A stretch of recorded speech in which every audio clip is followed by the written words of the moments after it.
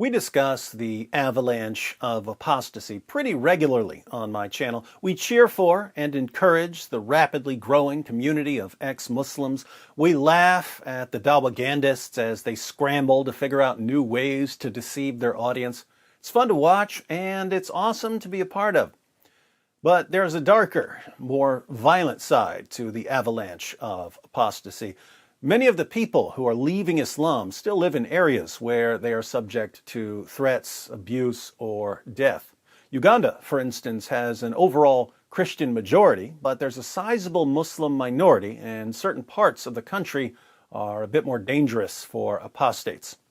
Morning Star News reports, upset over conversions to Christianity, hardline Muslims in an area of eastern Uganda this month sprayed a newly Christian family with acid and beat a former mosque leader, sources said.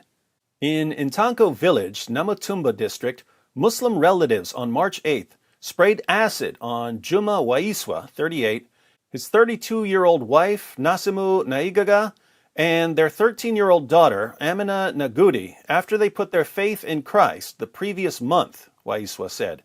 They converted to Christianity when a pastor visited their home on the morning of February 17th and explained the gospel. When their relatives learned of their conversions, they called them to a meeting with other clan members on March 8th, Waiswa said. So, they had been Christians for about 3 weeks before they were sprayed with acid. During the meeting, we were asked about our salvation, and we affirmed to them that we had believed in Jesus and converted to Christianity, Waiswa told Morning Star News. They told us to renounce Jesus, but we stood by the newly founded faith in Jesus. Christians had deepened the family's faith in visits and Bible study after their conversion, he said.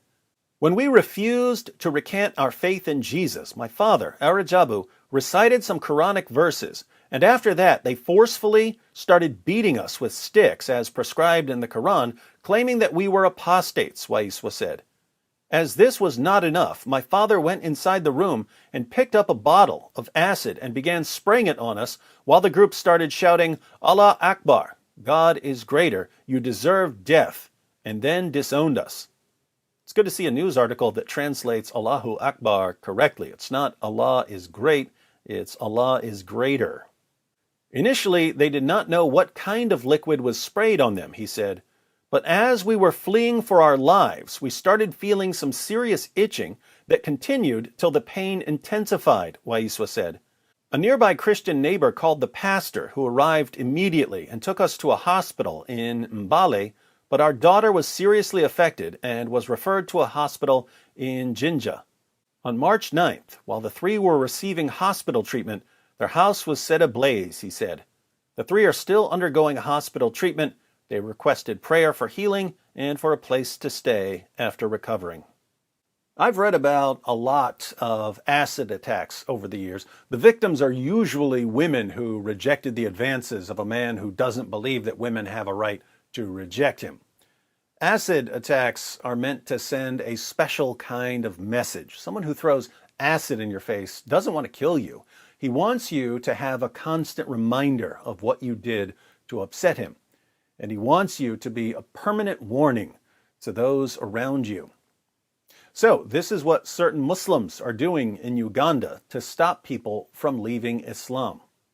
Keep in mind, they're on the same side with the Dawagandists on YouTube and Twitter. The only difference is that the Dawagandists are typically more violent. Ali Dawa doesn't want to spray apostates with acid. He openly calls for apostates to be publicly executed. And his fans, hundreds of thousands of them, love him for it.